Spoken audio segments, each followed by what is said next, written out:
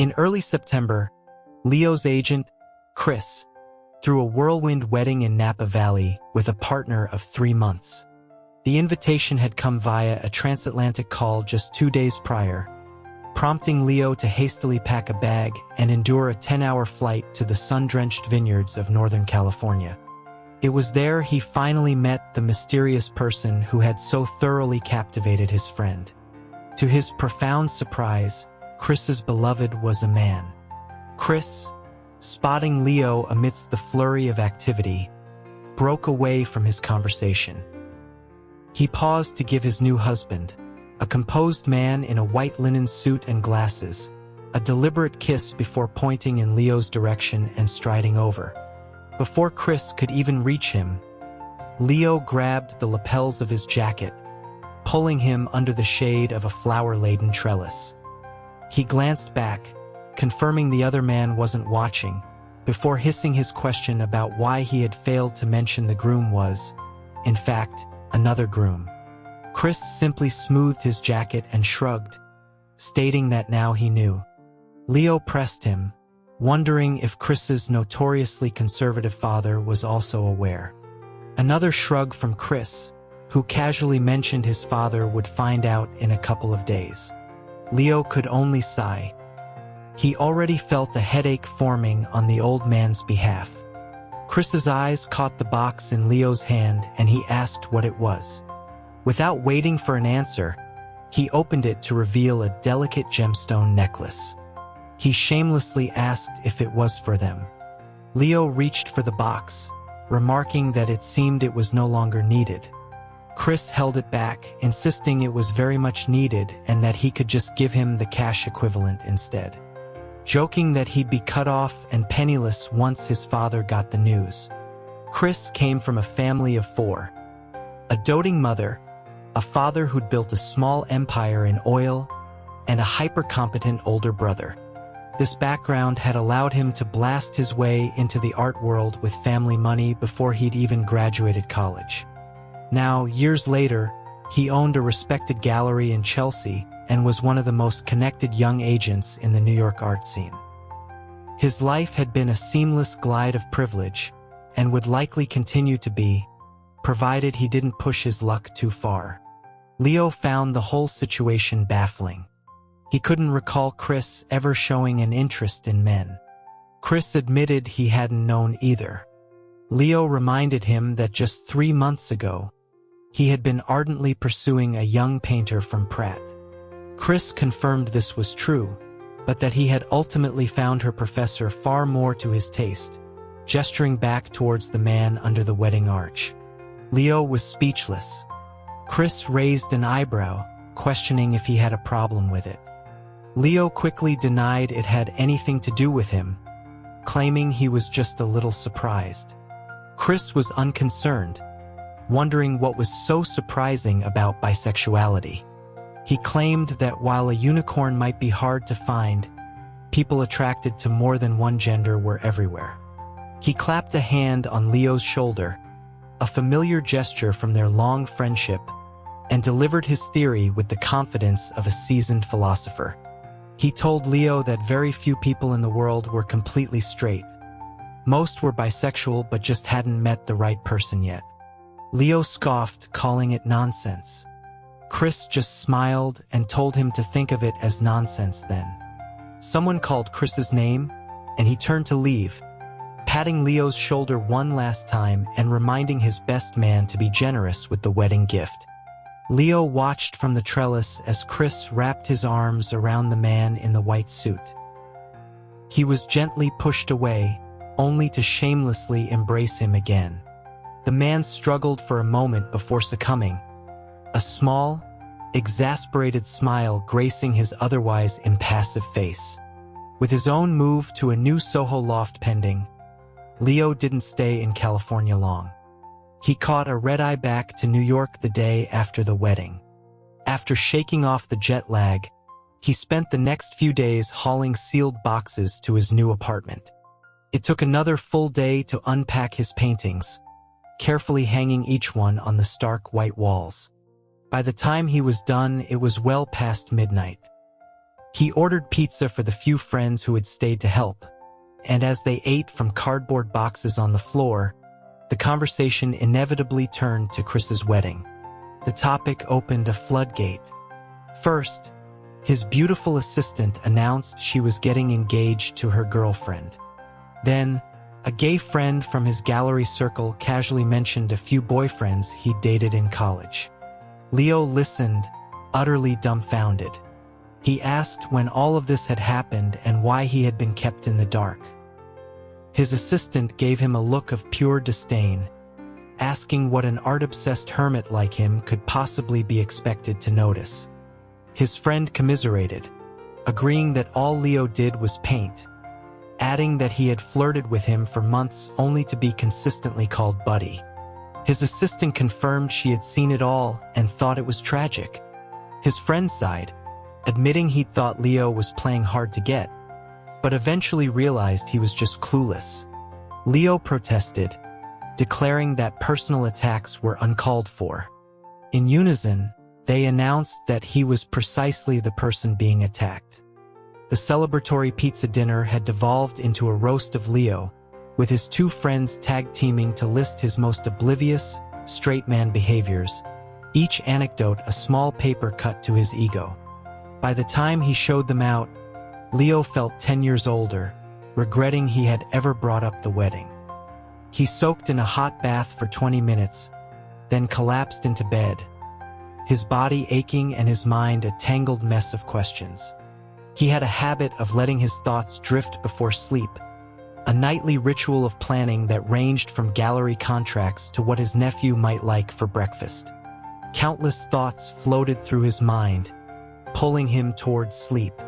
But tonight, one word kept surfacing, unbidden, in the darkness behind his eyelids. Bisexual. His eyes snapped open. The room wasn't completely dark. A sliver of moonlight pushed through the gap in the curtains, casting the furniture in hazy, blue-black silhouettes. The word was followed by a memory from just a few days before, of Chris seeing him off at the airport. Chris had noticed his pensive expression and teased him, asking if he was still recovering from the shock, calling his look one of a man who had seen too little of the world. Leo had retorted that Chris was clearly the more worldly one. Chris had agreed enthusiastically. Leo clarified that it hadn't been a compliment. Chris had just laughed and slung an arm around him, promising to open his eyes. He told him that once you include men in your dating pool, a whole new world opens up, and that maybe Leo just hadn't realized he'd ever liked a man. Leo didn't have any prejudice against gay people. He had many queer colleagues and had received advances from men himself. Perhaps he had been blind to some of the subtler hints, but he had always operated on a live and let live principle, remaining firmly in his own lane.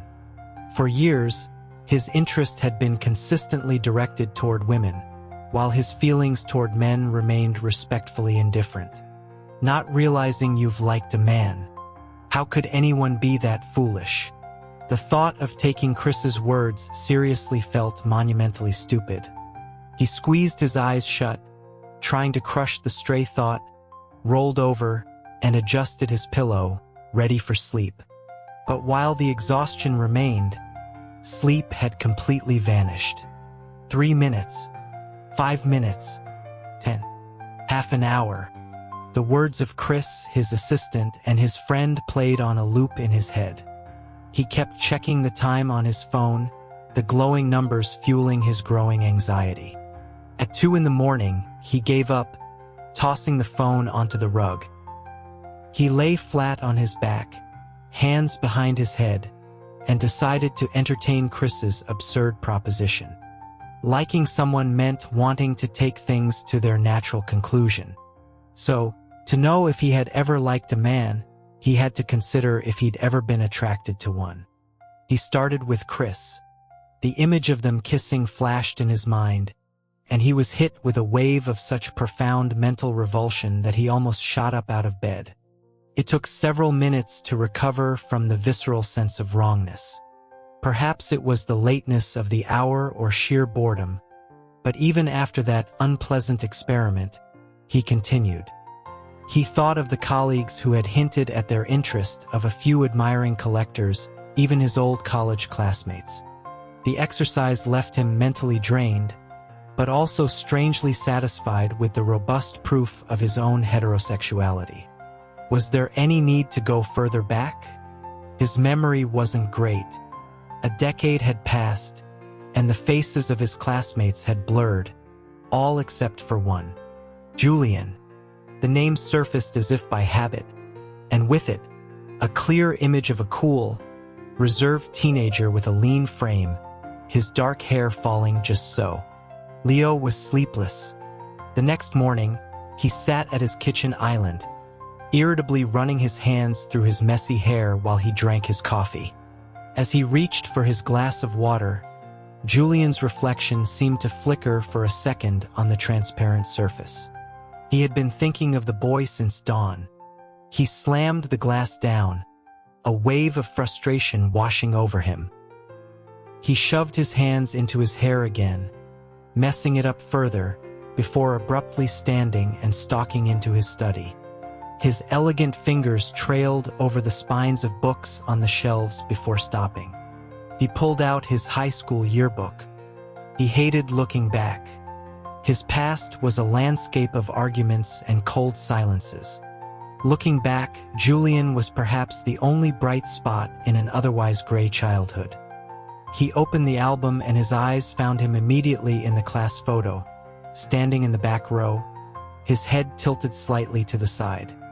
Leo brought the book closer, his finger tracing the image, as if he could touch the boy from so many years ago through the thin, glossy paper. Leo met Julian in elementary school. It was a time when his parents' business was thriving but their marriage was collapsing. The house was filled with the sound of shouting over trivial matters, a constant friction that eventually eroded love into resentment. They divorced. At first, Leo went with his mother to Europe. A few years later, she remarried, and he was sent back to his father in the States. His father was a businessman, always traveling, and Leo became a quiet shadow, shuttled between schools across the country until they finally settled in a wealthy suburb of New York. His father paid a hefty sum to get him into the best private school in the district. On his first day, Leo, dressed in understated designer clothes, his dark hair soft and his expression coolly detached, stood by the teacher's desk like a young prince. He had a faint European accent and a collection of fascinating new toys, and he quickly became the center of attention. During recess, a crowd of children would always gather around his desk, begging for a turn with his Game Boy or to see his newest Transformer. Leo reveled in the adoration, casually gifting the toys he'd grown tired of. Then one day, he noticed the boy who sat in front of him had never once turned around to speak to him. It was a novelty. Leo started paying attention. He learned from the boy's deskmate that his name was Julian. Julian was the kind of child who was clearly adored by his family. He was polite and well-mannered, rarely showing much interest in his surroundings. He was always impeccably dressed and usually had his nose in a book whose title most of the other kids couldn't even read. He had a calm maturity that set him apart from the other children. One day in English class, Leo was staring out the window, watching older students play soccer, when the pen he was twirling slipped from his fingers and flew under Julian's desk. He startled, and as he was about to bend down, Julian retrieved it. He turned, holding it out in his open palm, and quietly asked if it was his pen. "I want to be friends with Julian." The thought struck Leo with surprising force. But Leo was too proud to make the first move. After all, half the school wanted to be his friend. So, from his seat behind him, he started creating problems. He would accidentally drop his pencil so Julian would have to pick it up. Or he would push his chair forward, crowding Julian's space, hoping to provoke a conversation. The results were minimal, earning him only a few quiet words. As soon as the issue was resolved, the serious, clean-cut boy would immediately turn back to his book. So Leo devised a new plan. He would pretend to sleep at his desk, but would actually peek through the crook of his arm at the cover of Julian's book. His reading comprehension wasn't the best, so he'd scribble down the title and have someone buy him a copy. He'd spend his evenings at home with the book and a dictionary, painstakingly working his way through it. A few days later in class, he would casually mention the book he was reading. As he'd hoped, Julian finally lifted his head from his own copy and turned around to ask if Leo was reading it too. He confessed there was a part he didn't understand and asked if Leo could explain it. Julian didn't understand it, which meant Leo certainly didn't. He had no idea why this character Werther was so set on killing himself. But without missing a beat, he regurgitated the analysis he'd looked up online the night before, speaking with the authority of a seasoned literary critic.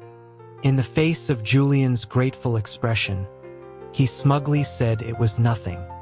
After a few more targeted efforts, Julian became Leo's friend.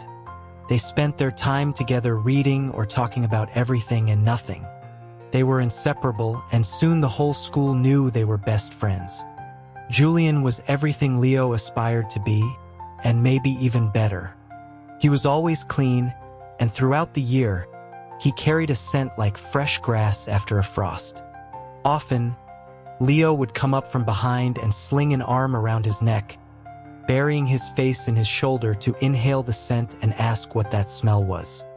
It was so good. Julian would lift his own sleeve to smell it and say he couldn't smell anything. Leo would roll his eyes, trying to remember the saying about being so used to a fragrance you no longer notice it. Julian would offer that it was probably just his laundry detergent. If it was, then Julian was a creature of habit. For years after, the scent never changed. Leo never smelled anything like it on anyone else. Now that he thought about it, Julian didn't seem to like change. He was like a train on a fixed track, predictable and constant. The curve of his smile was always the same. His voice was always calm and steady. He favored white shirts, the collars always perfectly folded. His hair was always neatly trimmed, never obscuring his eyes. He could sit and read or write for hours in the same position. Even his emotions seemed to be on a steady simmer, like a cup of warm water that never boiled. One weekend, Leo invited Julian ice skating. But while Leo spun and jumped across the ice, Julian sat on the sidelines in full protective gear, engrossed in an architectural magazine. Leo skated over and peered at the magazine, unable to see the appeal of the dome-shaped Hagia Sophia. He tapped the railing and asked Julian to be honest about his real age. Julian, confused, replied that he was the same age as him. Leo told him to stop pretending. He was the morning sun, full of youthful energy, while Julian was more like the sunset, ready to put on a robe and practice Tai Chi. Julian thought for a moment, then smiled. He said whatever Leo said was fine. It was like punching cotton. Defeated, Leo skated away. From elementary to middle school, Leo made it his mission to derail Julian from his orderly track. Julian was an attentive student, so Leo would throw crumpled notes at him until his desk was littered with them and he had no choice but to respond. The notes were usually meaningless, asking what he was having for lunch, telling him he was bored, or that he'd seen someone put a pink envelope in his locker. Julian mostly ignored them, at best writing back a terse "pay attention" before confiscating them. When Leo was particularly bored, he'd write things like, "What's that on your collar?" Or, "I think I dropped my pen cap near you. Can you find it?" Just to watch Julian check and then laugh triumphantly when Julian realized he'd been tricked. Julian would just sigh and sit up straighter, trying to put more distance between them. Julian also hated to sweat, so Leo tried everything to get him to play sports with him. After dragging him to the basketball court a few times, he quickly learned the meaning of shooting himself in the foot. Julian was a natural athlete.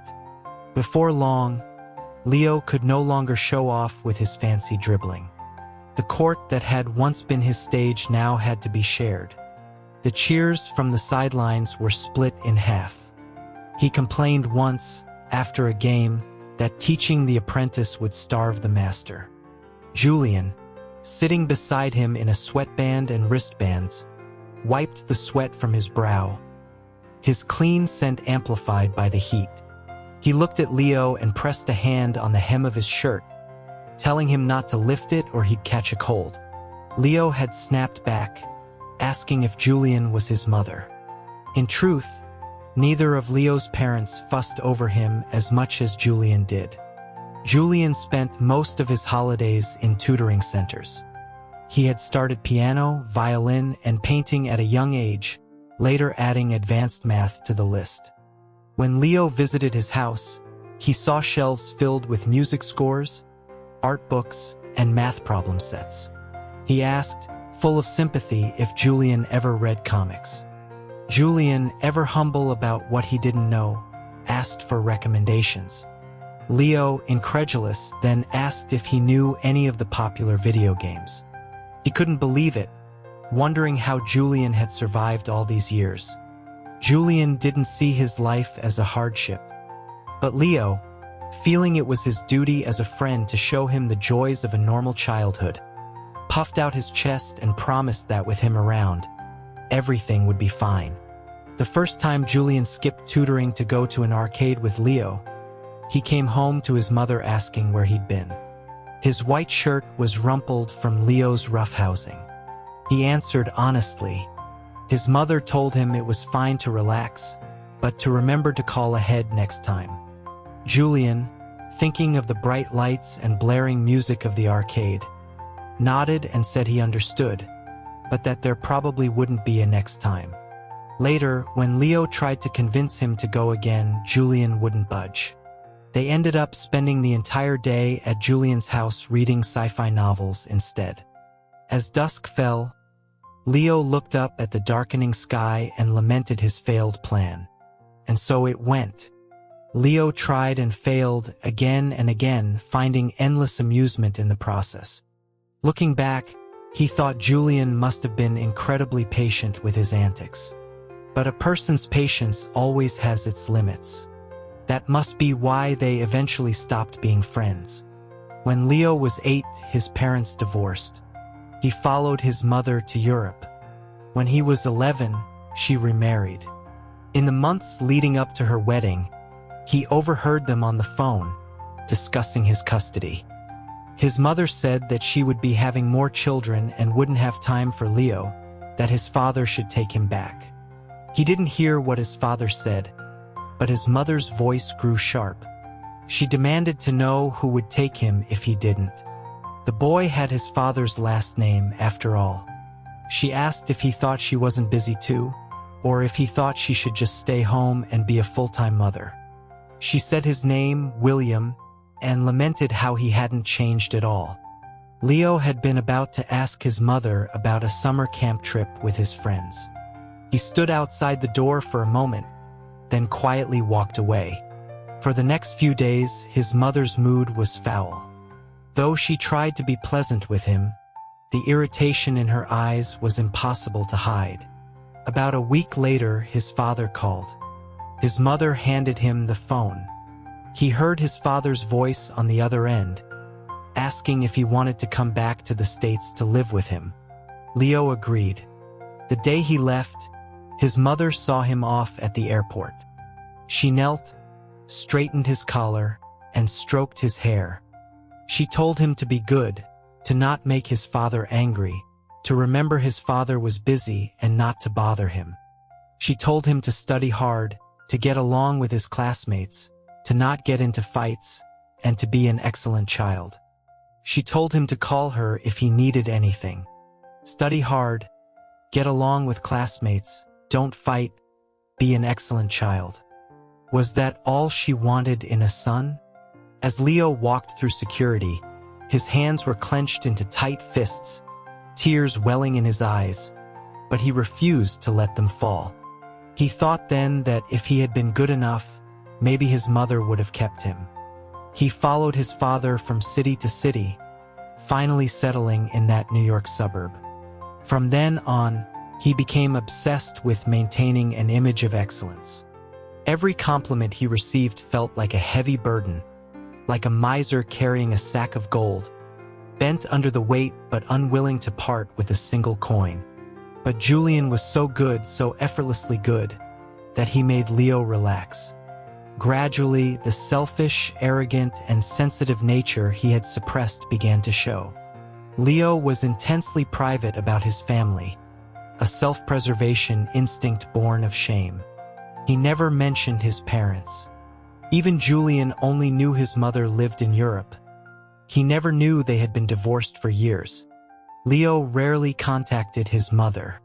A few years later, when he heard he had a half-English younger brother, he stopped calling altogether. From that point on, Leo was plagued by a constant fear of loss, a worry that everything he had would one day vanish. His father was indeed busy, almost always away on business trips, and had never once attended a parent-teacher conference. Leo couldn't voice these anxieties to anyone, so he poured all that uncertainty onto Julian. Whatever Julian liked, Leo wanted. Only by constantly winning, by taking what Julian cared about, could he prove that he himself was important and indispensable. Perhaps he didn't think that deeply about it back then. Maybe he just craved Julian's attention. Julian had refused once. He had asked Leo very seriously if he could pick something else because the architectural model was his favorite. Leo said he wanted that one. Julian told him he couldn't have it, but that anything else was fine. Leo shrugged and said, "Fine. Forget it." Forgetting it meant the end of all communication. In other words, the cold shoulder. Whenever this happened, Julian would be the one to break his own rules. He'd pass notes to Leo in class. He'd invite Leo to the arcade or to his house on weekends, even skipping his tutoring sessions to find him. Leo was good at holding out. He wouldn't ignore Julian, but his responses would be flat and lukewarm. Julian would try his best to make amends, then fall silent, and finally, defeated by Leo's coldness, would give in. Within a few days, he would present the object to Leo, asking if he still wanted the model. Leo would ask Julian, "And you like it too, right?" Julian would reply that Leo liked it as well. Leo would take the model, examine it from every angle, and then, satisfied, would say that Julian probably liked it more, so he should take it back, he didn't want it anymore. Julian would state, seriously, that this wasn't funny. Leo would grin and say that it was. In the face of his smile, Julian's expression would turn cold. He'd put down the model and turn away, ignoring Leo no matter how much he prodded him. But Leo was never afraid. He was an expert at winning Julian over. Or maybe Julian was just easy to win over. All it took was a little bit of feigned pity and a few soft words. He'd pass a note to Julian's desk mate. "I accidentally made the guy in front of me mad. How do I make up with him? Online, waiting, urgent." The desk mate would laugh and place the note in front of Julian. Julian would endure it for a moment before confiscating the note. If that failed, there was always plan B. He would lean forward and whisper pitifully, asking Julian to forgive him, that he was wrong, and to please talk to him. Julian would inch his chair forward. If that didn't work, Leo would resort to more drastic measures. While the teacher's back was turned, he would grab Julian's shoulders and shake him, whispering dramatically that if he didn't talk to him, he was going to cry. Julian, unable to pry his hands off and seeing the teacher about to turn around, would finally concede, telling him to just pay attention in class. Leo would immediately let go, saying cheerfully that he would do whatever he said. During the break, he would wander up to Julian's desk and chat for a while. Julian's resistance never lasted half the break before he capitulated. Julian tolerated almost all of Leo's whims. If Leo hadn't been so sensitive and stubborn, maybe they would have stayed that way forever. The summer before high school, Leo received a call from his mother in England. She expressed how much she missed her eldest son and hoped he would spend the summer with her. They hadn't spoken in almost a year. Leo refused without a second thought. Over the years, he had learned a lesson. If the person you treasured didn't treasure you back, it was best to find a new treasure. She only needed him when she missed him, so he would be the same. And right now, he didn't miss her. The call then went to his father. William took time out of his busy schedule to reason with Leo, finally saying that she was his mother after all. Leo retorted that she wasn't just his mother, and if she really missed him, she could come back to the States to see him. She could even bring her half-blood son. But that option was clearly not on the table. The transatlantic calls every few days disrupted Leo's summer plans. For that month and a half, he was in a foul mood, his heart feeling as though it were wrapped in damp cotton, suffocating him. The day he and Julian had their falling out, he had woken up early and gone to the coffee shop where they had agreed to meet to do homework. By 9, Julian still hadn't shown up. He called him. The phone rang for a long time before it was picked up. Julian's voice was raspy with sleep. He had just woken up and asked what was wrong. Leo looked at his phone. It was over an hour past their meeting time. He hated waiting for people, even for Julian, who had never been late before. He asked irritably where Julian was. Julian said he was at home and had just woken up. He explained that something had come up at home the night before and he had gotten to bed late. In that moment, Leo didn't know where the anger came from. Maybe he just needed to vent his frustration from the constant, harassing phone calls. He cut Julian off, his tone sharp, demanding to know why he had agreed to meet so early if he couldn't make it. Julian heard the unusual edge in Leo's voice and seemed to sit up, asking what meeting he was talking about. Leo was fed up. If he kept talking, he would lose control. He didn't want to get angry at Julian, so he just hung up. Julian called back immediately. Leo, his nerves frayed by the incessant ringing, covered his ears for a moment before declining the call without even looking at the screen and turning off his phone. A few days later, Leo was looking at his calendar and realized he had gotten the date of their meeting wrong. He quickly turned his phone back on. A flood of texts and missed call notifications from Julian poured in. One of them read, "I'm here. Didn't see you. Did you leave?" Filled with guilt, Leo called Julian, only to be met with the robotic voice of the carrier saying the user's phone was off. His apologetic texts went unanswered. He even tried waiting outside Julian's building for a few days but never saw him. With everything piling up, Leo gave up, thinking that they were all the same and if Julian didn't want to talk, then fine. The first half of the summer, Leo had neither the time nor the inclination to contact Julian. As the school year approached, he was still angry and too proud to reach out. What started as a simple misunderstanding and a cold shoulder stretched into the new school year. The next time he saw Julian was in front of the school's bulletin board, where a crowd of new students was jostling to find their class assignments. Leo pushed his way through, found both his and Julian's names on the honors list, and then, pushing his way back out, bumped into someone. He apologized without looking. The person said it was fine. Leo looked up and met Julian's eyes. Just then, someone from behind pushed him, and he stumbled forward into Julian's arms, his cheek brushing against Julian's. Julian steadied him by the shoulders, his gaze strange, as if he had something to say. Leo instinctively felt it wouldn't be anything good. He pushed himself away and slipped out of the crowd. In their new classroom, seats were unassigned. Leo habitually took a desk in the last row by the window. Someone came over and asked if the seat in front of him was taken. As Leo was about to say yes, Julian walked in through the doorway. Leo's words changed abruptly. He said no and that the person could take it. Julian scanned the room, his gaze lingering for a moment on Leo, who was now turned to look out the window. He then chose a random empty seat and sat down. On the first day of school, each student went to the front to introduce themselves. When Julian stood up, a murmur went through the room. His entrance exam scores had been the highest in the city. Many had already heard of him. Whispers of "he's so handsome and so that's Julian Vance" filled the classroom. Leo glanced at the front, observed him for a moment, and thought, "Is he handsome?" He looked away after a second.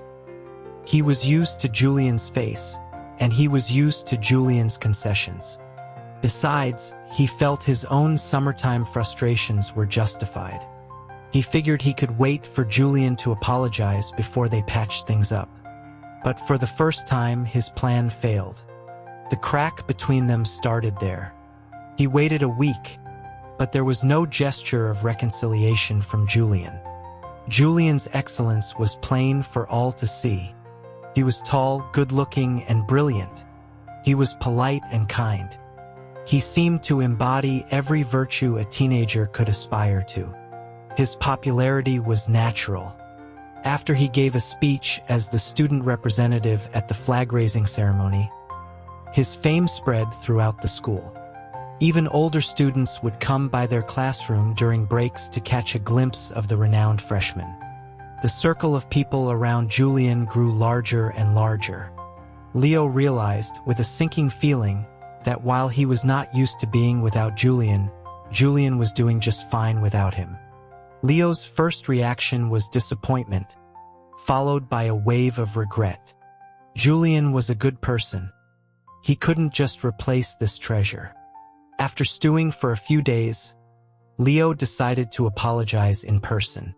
He couldn't do it in front of everyone, so one day after school, he waited by the bike racks where Julian parked his bike. He stood there, head down, kicking at a small pebble, mentally rehearsing his opening lines. Leo had rarely apologized to anyone in his life. He was out of practice. The thought that Julian might be fed up with him and not want to reconcile, that he would be humiliated, made his ears burn with shame. He kicked the pebble too far. As he looked up to find it, a pair of sneakers entered his vision. He looked up, startled. Julian was standing a few feet away, watching him. For a moment, his heart was in his throat. His mind went blank. He stammered, Julian asked if he was heading home. The strap of Leo's backpack slipped from his hand. He asked if Julian's driver hadn't come to pick him up. Julian said the driver had something else to do today. He walked over to his bike, unlocked it, and swung his leg over. He said to get on, he would give him a ride. Leo stood there, watching him doubtfully. Julian looked back and asked if he was coming.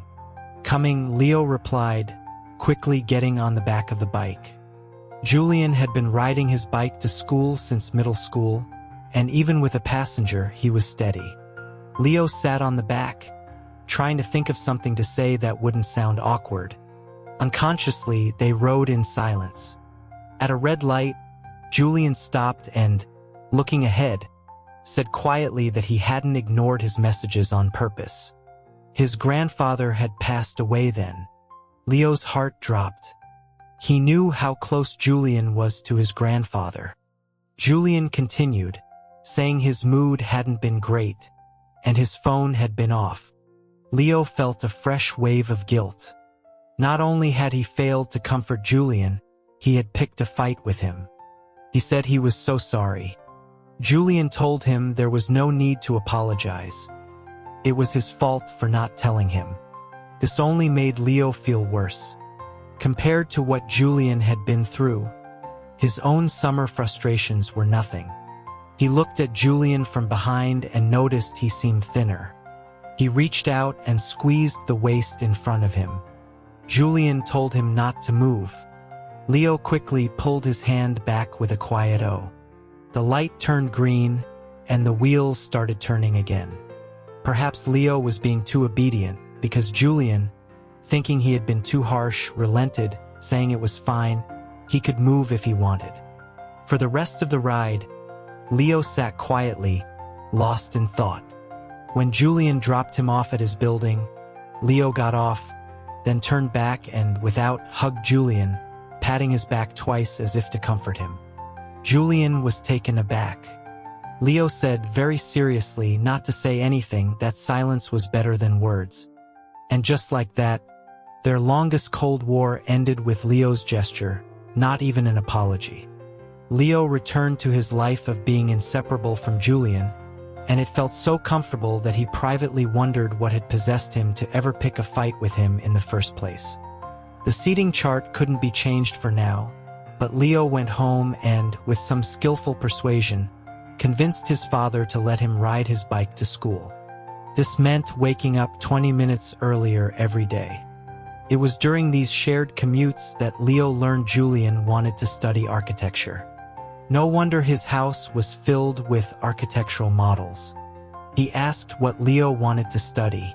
Leo had never thought about it. He said he didn't know, that there was nothing he was particularly passionate about. Maybe painting, he supposed. He couldn't explain why, just that it felt free. Julian remarked that he thought Leo preferred basketball. Leo thought for a moment, then said not to think he didn't know Julian was calling him simple-minded and athletic. Julian laughed. Leo said, unbothered, that Julian should study hard, and that one day he would design Leo's house. Julian didn't correct him on the difference between architecture and interior design, instead asking what kind of house he wanted. He wanted lots of floor-to-ceiling windows so he could see everything outside without having to leave the house. The window would be like a picture frame, and the view outside would be different every day, like a constantly changing painting. That was why Leo always liked sitting by the window. From then on, whenever Leo saw anything related to architecture, he would buy it for Julian. Julian tried to stop him, complaining that his room was getting cluttered. Leo would argue that he shouldn't stop him, that this was an investment in his own future. Julian reluctantly accepted this reasoning. Only he knew how pleased he was by it. He eventually installed a large display cabinet in his room just for the things Leo found. Leo was almost always stuck to Julian's side, constantly showering him with gifts. Many of the girls in their class teased them. That was the first time Leo learned about homosexuality. Amidst their classmates' jokes, he asked what a bottom was. The girls giggled strangely, explaining vaguely that it meant the one who receives, who bears. He was confused, saying he didn't get it. They clarified it meant the one on the bottom. Leo finally understood, and he laughed until his stomach hurt. That afternoon, he asked Julian if he knew he was the cold, aloof top. Julian asked what that meant. Leo told him it was nothing, that he didn't need to know, just that he should know he was completely oblivious to the girls in their class. From then on, he became fiercely protective, guarding Julian from the girls who hovered around them with ulterior motives. Years later, Leo couldn't remember his exact state of mind back then. Maybe it was a fatherly desire to create a good study environment for Julian. This harmonious atmosphere lasted for half a semester, until it was shattered one day by a newcomer. In the second semester of their freshman year, a new student transferred into their honors class, a girl named Chloe. One morning, Leo overslept. He called Julian and then took the car to school. The next morning, when he rode his bike to Julian's building, he saw Chloe standing there with a pink bicycle. She greeted him cheerfully. Leo waved back, asking what she was doing there. Chloe smiled and tilted her head, saying she lived there, and asked if she could ride to school with them from now on. Leo felt a sense of his territory being invaded. He gripped his handlebars and asked if she had talked to Julian.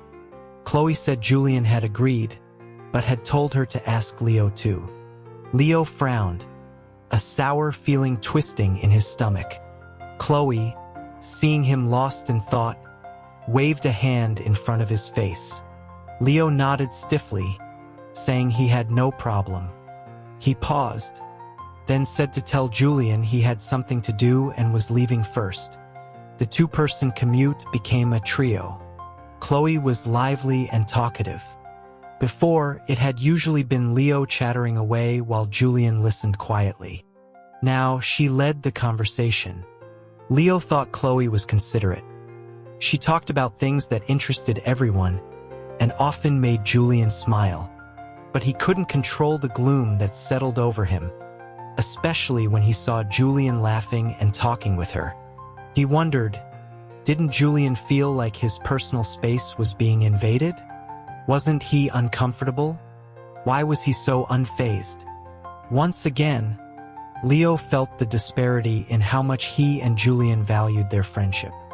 To him, Julian was his only important friend.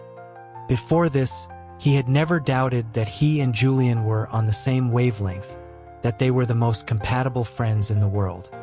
But clearly, to Julian, while he might be important, he wasn't indispensable. The usually talkative Leo became quiet, his mind a battlefield of conflicting thoughts. No one in the world can perfectly match your thoughts, not even your own mother. Why should he force Julian to? Just because they were friends, did that mean Julian couldn't have other friends? Was that fair? When a talkative person falls silent, it's a jarring change. One day, as he and Julian were waiting for Chloe to come downstairs, Julian suddenly asked what was wrong with him lately. Leo asked what he meant. Julian hesitated, then said he had been very quiet. Leo said maybe it was because he was waking up too early and was tired. Julian rarely pressed him like this. Leo got defensive, asking if he wasn't allowed to be tired. He wasn't as smart as Julian. Class was exhausting. Julian was about to say something else when Chloe ran toward them, calling out, her ponytail swinging in the morning breeze. Leo snapped his fingers, took off first, and said, "Let's go." In that moment, he had made up his mind. If he treated Julian like he treated everyone else, if he had no treasure, then maybe it wouldn't hurt so much. The next morning, Leo called Julian from his bed. Julian seemed to have expected it, his tone unsurprised as he asked why. Leo, his eyes closed, said he really couldn't get up, and hadn't he noticed how tired he'd been lately? Julian was silent for a moment, then said he understood. From that day on, the trio reverted to a duo, only this time the missing person was Leo. He was the one who had decided they should ride to school together, and now he was the one who decided to quit. After hanging up, Leo felt a sense of relief. Finally, he didn't have to agonize over whether he was asking for too much. And finally, he didn't have to resent Chloe. Leo gradually faded out of Julian's life. He thought he was being subtle, but looking back now, the change must have seemed abrupt to Julian. First, he stopped commuting with him. Then, he stopped going over to his desk during breaks in study hall. Then, he started diverting the attention he had given Julian to other classmates. When they did homework together during the summer, Leo's conversation was filled with other people's names. Sometimes he would get a call and leave to go play basketball. He'd be packing his bag and say he was going to meet them, and ask if Julian would still be there in a couple of hours. He'd tell him not to wait, that he should just go home when he was done, in case he stayed out too late. Suddenly, his wrist was grabbed. He looked back, confused. Julian looked at him and asked if it was okay for him to wait there. Leo played basketball for over 2 hours and rushed back to the coffee shop. Through the window, he saw Julian on his phone, typing, probably chatting with someone. He walked closer and knocked on the glass. Julian looked up and came out. Julian suggested they walk back. Leo asked why wasn't he cold. Julian said okay, then they would walk. The two tall, lean teenagers pushed their bikes along the street at night, flanked by colorful signs and glowing streetlights. Julian spoke first, observing that Leo seemed very busy lately. Leo said he was all right, he had entered an art competition. Julian said he didn't know. Leo said nonchalantly that it wasn't a big deal. Before, he had been the one who was too talkative, reporting every little thing to Julian. Julian didn't have time for his trivial matters. Julian stopped. Leo stopped with him and looked back, asking what was wrong. The expression on his face was so unreadable. Julian frowned. "Are you cold? We can ride back." Julian lowered his eyes. After a moment, he said yes, it was a little cold, and that they should ride back. When he and Julian did see each other, Julian became more and more silent. Leo tried to ignore the sadness in his own heart, but the negative emotions, even when ignored, continued to accumulate in the dark. Maybe they just weren't suited to be friends. Without Julian's tolerance, their friendship couldn't move forward. One day, this thought popped into his head, and the thought exploded during the summer after their freshman year. By then, they rarely saw each other outside of school. Many times, he wanted to call Julian like he used to, but the sense of propriety that was now always awake inside him stopped him. If Julian hadn't invited him to their usual coffee shop to do homework, they probably wouldn't have seen each other all summer.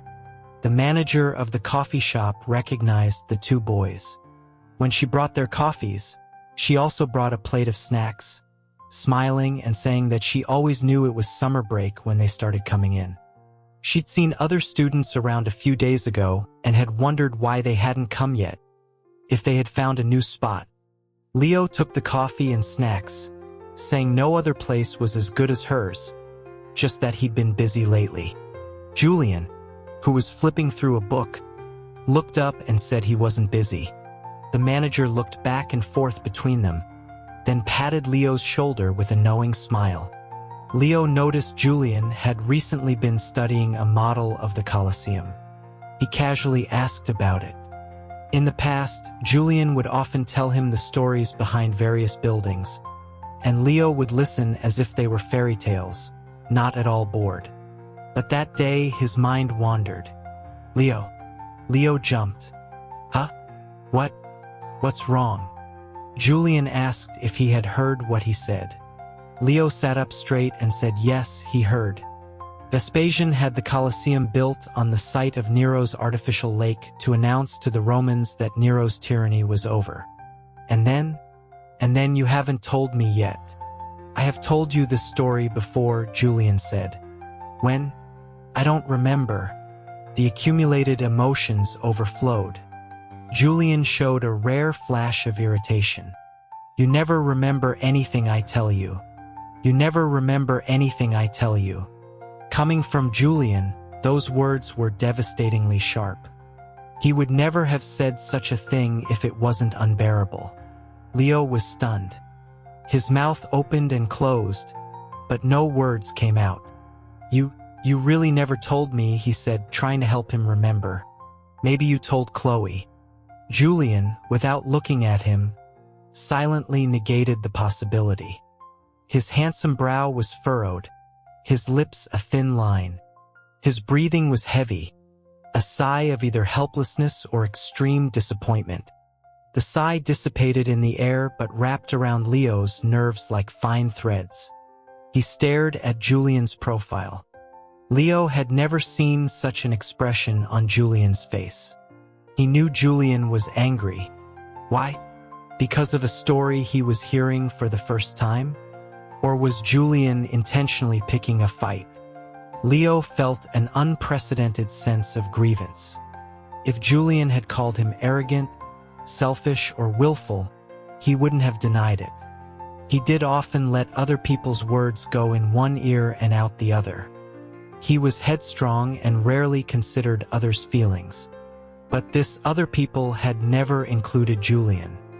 He remembered every word Julian had ever said to him, every story he had ever told him. He would never forget anything related to Julian. But now Julian was saying this. And what was worse, maybe Julian had always thought this way about him. The fragrant steam from the coffee rose in spirals, a scent well suited for memories. Leo thought of the conversation he had overheard outside his mother's bedroom before he returned to the States. Later, he had pieced together the content of that conversation. His parents had been arguing over how to get rid of him. Was he really so unbearable, so unlikable? Now he had his answer. Apparently so. Even someone as good as Julian couldn't stand him. If it had been anyone else sitting across from him, Leo probably wouldn't have batted an eye. He might have even thought with a sneer, "Can't stand me? Fine. Who are you, anyway? My life doesn't depend on your approval." But it was Julian. Suddenly, Leo felt weary. Everything seemed pointless. "Maybe you did tell me and I forgot," he conceded. "There's no need to argue over something so small. Tell me again. I'll listen carefully this time." Julian's fingers brushed over the page of the book. With a cool voice, he began to retell the story behind the Colosseum. Leo looked down and listened quietly. When Julian looked up, he saw the tension in his jaw. A strange emotion swelled in his chest. He abruptly stopped, looking away. "What's wrong?" Leo asked. Julian was quiet, a look of uncharacteristic anxiety and conflict on his face. "I'm sorry," he said, standing up and closing the book. "I have to go to my piano lesson. I'm leaving." The bell on the coffee shop door chimed as it closed. Leo turned, leaning on the back of his chair, and watched Julian walk away. He then turned back and sat alone in the sunlight streaming through the window. The manager came over. "Your friend left?" Leo nodded. He packed up his books. "Check, please." The manager waved her hand. "It's on the house." No, you've given us so much already." Leo felt his pockets. "No cash." The manager said he could pay next time. I have it, Leo said, pulling out his phone to pay. He thought to himself, next time might not be for a while. In their sophomore year, the school split into arts and sciences tracks. Leo chose arts, Julian chose sciences. The day they moved classrooms, Julian silently helped Leo carry his books downstairs. Leo, not having organized his new desk yet, felt awkward and told Julian thank you. Before, thank you was a word they never needed. Julian just said it was nothing, stood by Leo's desk for a moment, then turned and left. After the split, the first time they ran into each other was one morning. Leo, yawning, got out of his car and walked into the school, his eyes still blurry with sleep. He saw Julian's back in the distance. He was about to call his name when Chloe's figure appeared. Then, a few other students ahead slowed down and turned to wait for Julian. The two groups merged and walked toward the academic building together. Julian was never short of friends. Without Leo jealously guarding him, his circle of friends would only grow. And he, Leo, was just one of them, an ordinary one. That day, Leo walked with his head down, trailing behind that group of students. He desperately wished someone would come and stand by his side, to walk with him, to at least make him feel less pathetic. But he was alone as he returned to his unfamiliar classroom. After being separated, Leo never once went upstairs to find Julian. Sometimes he would miss the past, but the new friends he made quickly helped him forget his melancholy. Sometimes he and Julian would cross paths in the hallways. Leo would put on a nonchalant air, greet him cheerfully, and then walk on, growing more and more distant from his former best friend. During the holidays, Julian invited him out a few times, but Leo always declined, using the excuse of preparing for an art competition. The last time they spoke, Julian was silent on the other end of the line for a long time before asking, "Leo, can you tell me why?" What was he asking about? Leo knew. He thought, if I tell you, will you change your normal life because of my excessive possessiveness? Julian was already good enough. Leo knew that better than anyone. The problem was with him. It was his stubborn desire to be unique and irreplaceable. That seed had been planted the day he turned his back on his mother's farewell and walked alone into the departure gate. Years later, it had taken deep root. He couldn't change, and he didn't want to. Why what? Leo feigned ignorance. I don't know what you're talking about. I'm really on a deadline right now. Can we talk next time? I have to go. He said next time, but there was never a next time. In their senior year, for various reasons, Leo's parents decided to send him to study in England. At first, Leo was staunchly against it. Going abroad meant he would have to reconnect with his mother and possibly spend time with his 11 years younger brother. This was precisely what he had been trying to avoid for years, until his father sat him down, chain-smoked several cigarettes, and told him that his mother, so far away, had cancer and might not have much time left. Leo left in a hurry without time to tell anyone, just like he had when he returned to the country 6 years ago. On the plane to London, he saw his mother in the hospital and realized the pale, frail woman in the bed was a world away from the strong career woman in his memory. She was so thin, so fragile, like a candle in the wind, liable to be extinguished at any moment. In the room, a young boy, almost up to his shoulder, sat by the bed, holding her hand and watching him warily. Two fragile people, two people connected to him by blood.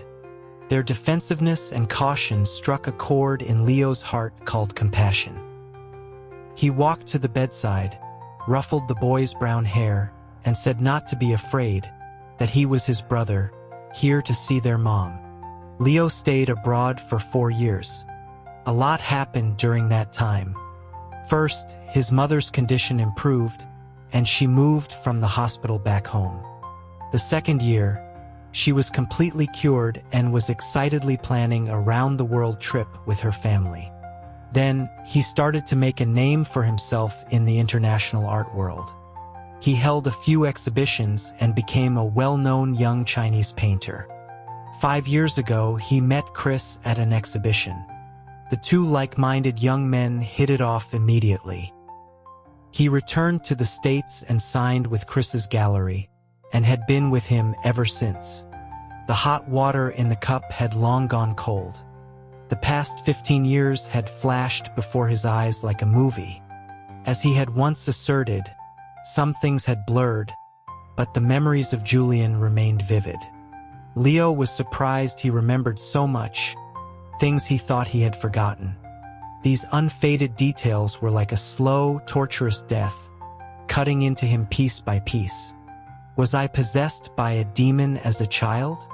Leo said, standing in front of the bookshelf, looking at the boy in the photo. He couldn't pinpoint the exact moment he had changed, only that his student self was insufferable. Julian must have endured so much. Julian. 9 years had passed since they'd last seen each other, but just thinking the name made his heart ache with a familiar warmth. When he first arrived in London, he shuttled between home and the hospital, with no time to think about anything else. Not long after his mother's condition stabilized, he received a call from an art agent. The person on the phone said they had chanced upon his painting titled Youth and asked if he was interested in signing with a gallery. That was his first real step into the art world, a turning point in his life. During that time, he was so consumed by novelty and excitement that he forgot about everything else, painting day and night. Soon came the first contract, the first exhibition, the first auction, the first time serving as a judge in a painting competition as an up-and-coming artist. His life was so full that he had somehow managed to forget Julian for so long. The photo couldn't capture a tenth of Julian's real presence, but just his profile in a group photo was enough to make Leo's heart race. A warm current flowed from his stomach to his chest, a tingling, trembling sensation. The present-day Leo was not as stubborn as his younger self. He had a wide circle of friends and could summon a crowd with a single phone call. He could fly across the world for a friend's spontaneous wedding. But he had never again met someone like Julian, someone who so perfectly fit the contours of his mind. And no one had ever again provoked that same possessive desire he had felt as a boy.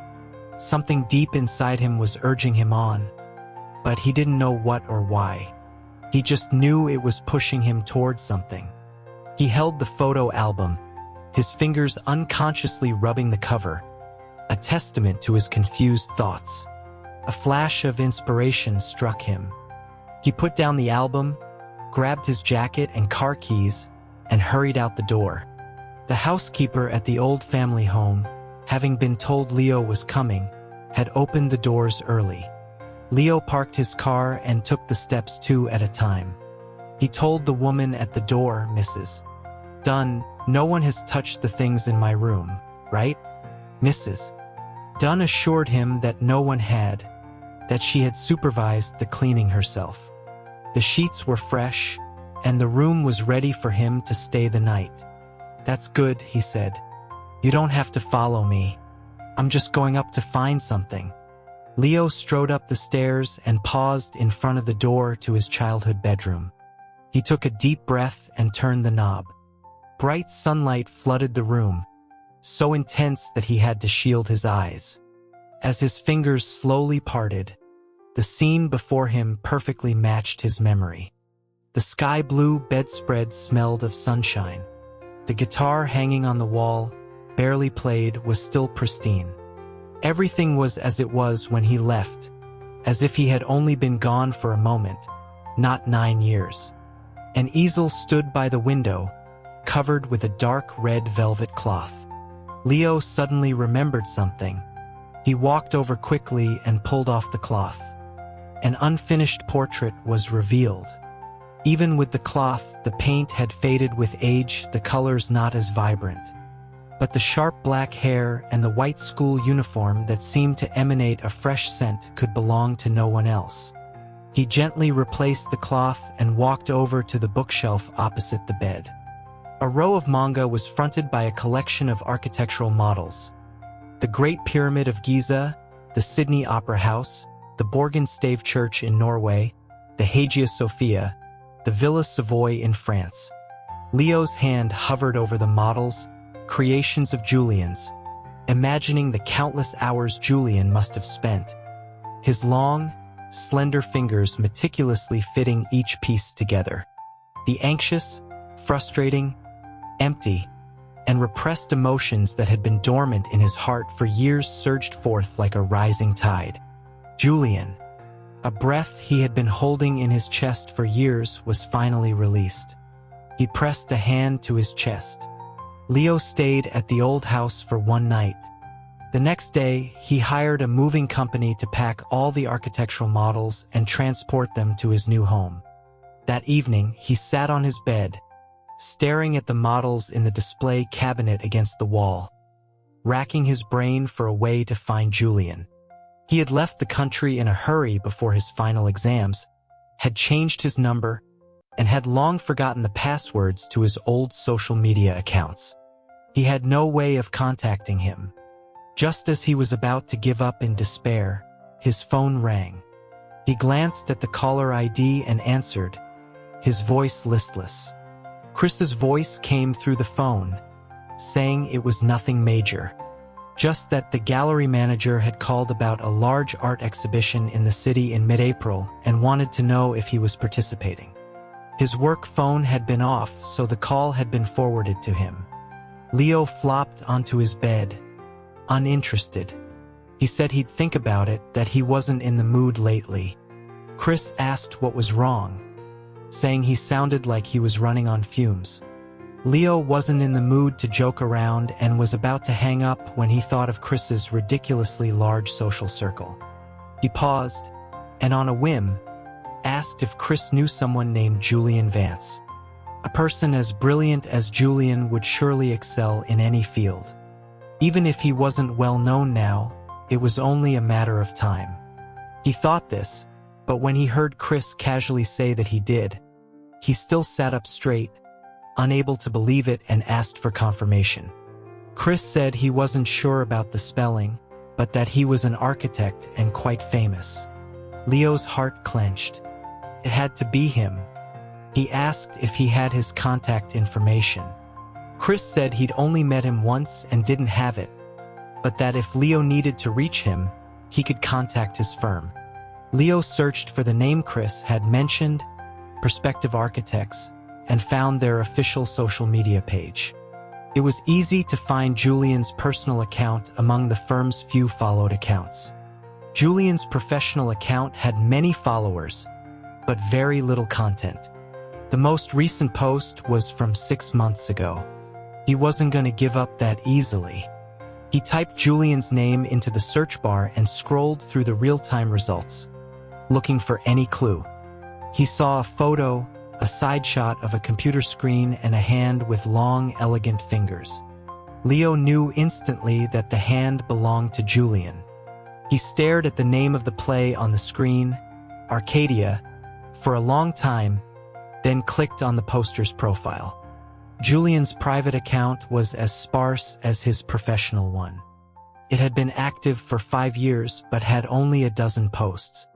If not for the system notification that he had liked a post 2 days ago about weekend plans, Leo would have thought it was an abandoned account. He enlarged the image in the post. It was a ticket. The QR code was blurred, but the theater, date, and seat information were all clear. In that moment, Leo had a strange feeling. So Julian was this close. So finding him was this easy. He was within reach all along. He had never forgotten Julian, just that he had never had the time to reminisce and had deliberately suppressed the image of him that occasionally surfaced. How oblivious had he been to let so many years pass? 20 minutes later, Leo was sitting in the Grand Theater of the Lincoln Center for the Performing Arts, repeatedly looking back toward the entrance. In 20 minutes at most, Julian would walk through that entrance and sit in the row in front of him. After the nth time he turned around, Leo took a deep breath, pressing his hands on his trembling knees. He stared at the deep red curtain in front of him, his mind a battlefield of two opposing thoughts. Over a decade ago, he had used a similar method to successfully enter Julian's life. The connection they had built had been severed when he left without a word. Now, he was using the same trick again, tracking him down through a social media post and arriving 40 minutes early. After 9 years, to suddenly appear in front of Julian again, Leo couldn't help but question if his actions were too selfish, too one-sided. He had never asked if Julian wanted this. What if Julian didn't miss their past as much as he did? What if Julian didn't want to see him? As the show was about to start, more and more empty seats were filled.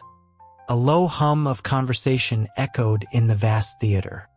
Leo changed his position again, leaning back in his seat, his hands clasped in his lap. Could he tolerate someone so selfish and willful intruding on his life twice in the same way? Despite his efforts to dismiss these disheartening possibilities, a voice in his heart grew more certain. Maybe this was a terrible idea. His fingers, laced together, seemed to have a pulse of their own. As he hesitated, the seat next to him was taken. The faint scent of perfume drifted over. 2 elegantly dressed women settled in to his left.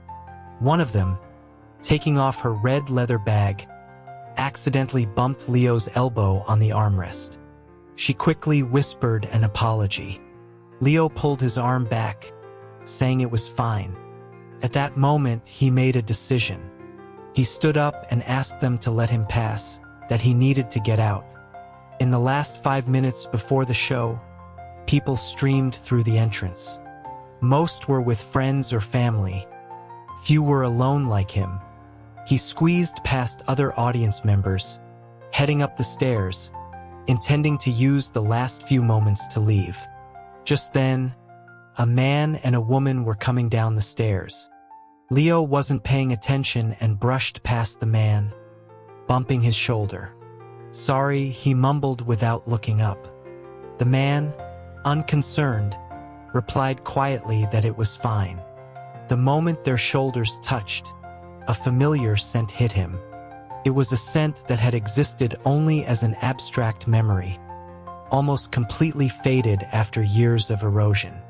But the moment he smelled it, everything associated with it came rushing back, like green shoots pushing through barren ground. Leo's heart skipped a beat. He stopped abruptly on the stairs near the entrance and slowly turned his head. In the dim light, he could only see the back of a man in a dark coat, but he knew with absolute certainty that it was Julian. In just a few more steps, Leo could have left the theater, could have eased the anxiety and self-recrimination in his heart. When he decided to leave, he had told himself that he was only there because of a surge of self-indulgent emotion. As he had assumed, maybe Julian didn't miss him, and he, like he had for the past 9 years, would eventually forget Julian due to the passage of time or other distractions. Compared to such a deliberate approach, it was better to leave the future to fate. If they were meant to be friends, being in the same city, they would run into each other eventually. But all of that shattered the moment he saw Julian. It was like a cracked mirror, the fissures spreading rapidly before the whole thing crumbled. His heart felt as if it had stopped for a long time and then started beating furiously. Everything in the theater faded to black and white, except for that receding back, which pulled at him like a magnet. His mind was empty, except for one thought: I want to see him. By the time he realized what he was doing, he was back in his seat. 3 minutes before the show began, the theater went dark. The hum of conversation ceased. The orchestra in the pit began to play. The massive curtain rose, the set changed, and the internationally acclaimed actors took the stage under the spotlight. On any other day, Leo would have been happy to enjoy the performance. But now, almost all of his attention was focused on Julian, in the row to his left. A montage of scenes played in his mind, showing off to Julian with information he had crammed the night before. Leaving the country without a word, meeting Chris, signing with the gallery in New York, flying to Napa for Chris's wedding 2 weeks ago. When you include men in your dating pool, you'll discover a new world. Maybe you just haven't realized you've ever liked a man. Chris's smiling voice echoed in his ears. Leo finally remembered the unfinished fantasy from a few nights ago. A cool, reserved man cupped his face, leaned in, and tilted his head. "Do you hate this?" The heat that had been simmering in his chest suddenly threatened to move lower. "What the hell?" Leo shot up from his seat, bent over, and awkwardly squeezed past the engrossed audience, hurrying out of the theater and toward the restroom. He braced himself against the bathroom counter, staring at his flushed reflection in the mirror. He closed his eyes, but it was no use. His still racing heart was proof of his agitation. After a moment, he muttered, "No way." The coolness of the marble seeped into his palms. He turned on the faucet and splashed cold water on his face. The heat burning under his skin was finally subdued. He splashed a few more handfuls, using the most direct method to cool down while desperately searching for a plausible explanation. He and Julian were childhood friends. They had known each other for 15 years. He had never thought of him in any other way. There had to be some mistake, some coincidence. Whatever it was, he was not in a state to see Julian right now. He grabbed a few paper towels, blotted his face, and hastily dried his hands. After throwing the wad of paper into the trash, he straightened his clothes and walked briskly out of the restroom.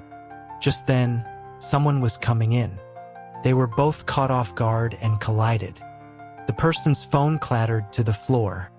Leo's nose stung from the impact, and his eyes instantly blurred with tears. Murmuring apologies, he bent down to pick up the phone, but instead of the phone, his hand closed over another hand. He apologized again and pulled back. The floor by the entrance was wet from a spill, and he slipped, his body lurching backward. The person in front of him grabbed his arm to steady him. Leo felt like a complete idiot today, from showing up at the theater to the series of mishaps that followed. This must be his punishment for his own arrogance. Sorry. Thanks. And I'm sorry, I didn't mean to. Leo's mechanical thoughts ground to a halt. A drop of water that had condensed on the faucet finally succumbed to gravity and fell with a plink into the sink. The sign outside the restroom, "Knocked Askew," swung back and forth before settling. The moment he looked up, Leo's mind went completely blank. Julian. Chloe, her arm linked with a man's, walked out of the theater.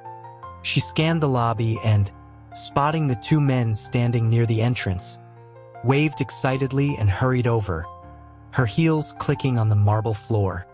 Her wavy, seaweed-like hair bounced as she moved. The little girl from the past had blossomed into a beautiful woman. Leo thought that his only virtue must be his good taste. Since high school, he had always thought Chloe and Julian were a perfect match. A handsome man and a beautiful woman. Wasn't that a match made in heaven? He maintained his smile, his eyes fixed on Chloe as she approached, while he mentally kicked himself for the 10,000th time for not running away sooner. As Chloe drew closer, her face was flushed from her haste, her eyes reflecting the light from the crystal chandeliers, making her even more stunning. "Leo, is that really you?" "It's me." "Chloe, you still recognize me?" "Of course." "What are you doing here? Did you come to see the musical too?" "Yes."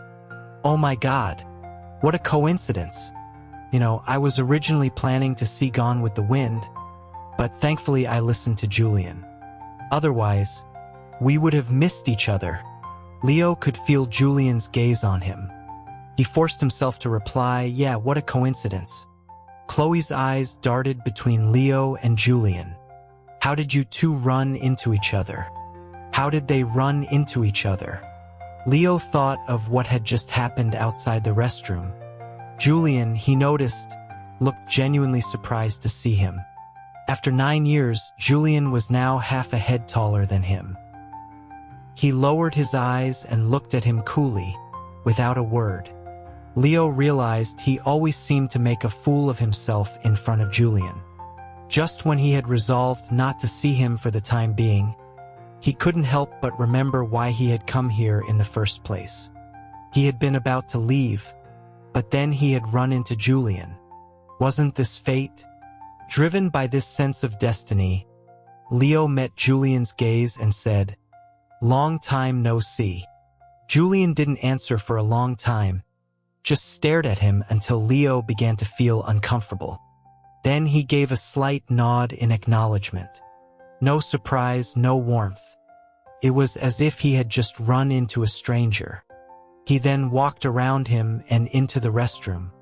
Leo stood there, stunned, trying to decipher Julian's expression. He was so lost in thought that he didn't even notice when Julian came out. Still here? Leo then understood that Julian had no intention of catching up with him, nor had he asked him to wait. Leo's tongue felt like it didn't belong to him. Waiting for someone. For you. What destiny. What fate.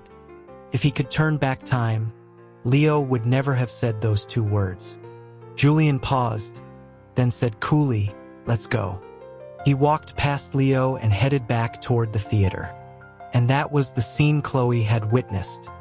Julian didn't seem inclined to explain, so Leo had to answer, "We just happened to run into each other at the restroom. No wonder he was gone for so long. I thought he had to leave for work again." Chloe's eyes sparkled as she looked at Julian. "This is so serendipitous. Let's all go out for dinner," Julian said to ask him. Chloe immediately turned to Leo. "Leo, are you busy tonight? We haven't seen each other in so long. Let's have dinner and catch up." Leo glanced at Julian, who was looking away, seemingly preoccupied. But he didn't seem to object. "Well, let's try one more time," Leo thought. He nodded and said okay. The musical hadn't ended yet, and the restaurants outside the arts center were mostly empty. Leo and Julian sat across from each other at a square table by the window. Outside, the city lights were coming on. Inside, silence stretched in the quiet atmosphere. Things hadn't gone according to plan. 15 minutes ago, Chloe had walked out of the arts center with them, excitedly discussing with Leo where to eat. Then she had an idea and grabbed his sleeve, shaking it. A weekend night, a musical, a man and a woman. All the elements combined to create an amorous scene. As the gentle breeze cooled his head, Leo belatedly realized he was now a third wheel. He silently prayed for Chris or his assistant or anyone to call him, while discreetly pulling his sleeve free. He told them they could decide. Surprisingly, Chloe still remembered his dietary habits, listing all the things he didn't like to eat. Leo didn't dare look at Julian's expression and quickly interjected, saying that was when he was a picky eater as a kid, and that he wasn't so troublesome now. "Oh, then let's go eat." Music came from Chloe's phone. She said to wait a moment, took out her phone, and walked a few steps away to answer it in a low voice. Even from a short distance, Leo could hear her coquettish complaints. The short conversation ended with "all right, fine." Chloe walked back, her hands clasped together, looking apologetic. She said her boyfriend was coming to pick her up and she couldn't join them for dinner. "Your boyfriend?" Leo was surprised. "It's not Julian?" Chloe looked at him as if he had said the most absurd thing. Even Julian shot him a cool glance. Chloe burst out laughing. "How could that be? I'm not into workaholics with no sense of fun like him." Soon, a sedan pulled up to the curb. The man in the driver's seat lowered the window and nodded at Julian. Chloe waved and said she would call them another time. She ran out, then ran back a few steps, holding out her phone to Leo. "To prevent you from running away again, leave your number." "What do you mean, run away?" Leo said as he typed in his number. "What do you think? If Julian hadn't told me, I wouldn't even have known you went abroad." Chloe took her phone back and tilted her chin. "You're not getting away this time. I'm definitely getting that free meal." The car disappeared into the flow of traffic, leaving just Leo and Julian standing in the night.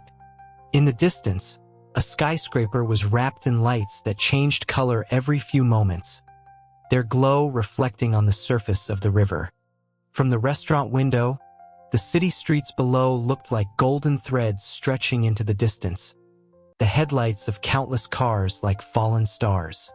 Soft music played in the restaurant. A massive chandelier hung from the ceiling, its gentle light glinting off the cutlery. Silence stretched between them like the night outside. It wasn't until the waiter came with their food that Leo tried to break the silence. He said he thought she and Chloe were together. A hint of something flickered in Julian's eyes. Leo added that she was pretty in high school, and now she was even more striking. Julian gave a non-committal hum. Leo realized this was not a good topic and changed the subject. He said he had driven past his old house last week and that he probably didn't live there anymore. Julian confirmed that he'd moved out after high school. It was clear their connection had been severed the moment he left without a word. Looking back, their parting had been on bad terms. Leo wasn't blind. He could see Julian's coldness. He could only hope that lancing the wound would help it heal. He said, as casually as he could, that his mother had been living in England all this time, which Julian knew, but that he had never mentioned that his parents had divorced the year he transferred schools. Julian looked up at him, his expression placid, unsurprised. Leo rushed on, saying it wasn't that he was intentionally hiding it, just that he didn't know what he was thinking at the time. Maybe he was ashamed. His mother had been very sick then. "Is your aunt okay now?" It was the longest sentence Julian had spoken all night. Leo's spirits lifted. He quickly said she had fully recovered. The situation had been critical at the time, and he hadn't been able to deal with much else. "Did you not have a phone?" Julian interrupted. Leo was confused. "What?" Julian repeated his question. "When you were abroad, did you not have a phone?" "I did." Leo had thought the atmosphere couldn't get any worse, but he was wrong. After Julian asked that question, the temperature around the table seemed to drop several degrees. Leo reached for his wine glass, then pulled his hand back, trying to recall if he had said something wrong. After 9 years, Julian's features were sharper, more mature. He exuded an aura of extreme rationality, almost to the point of coldness.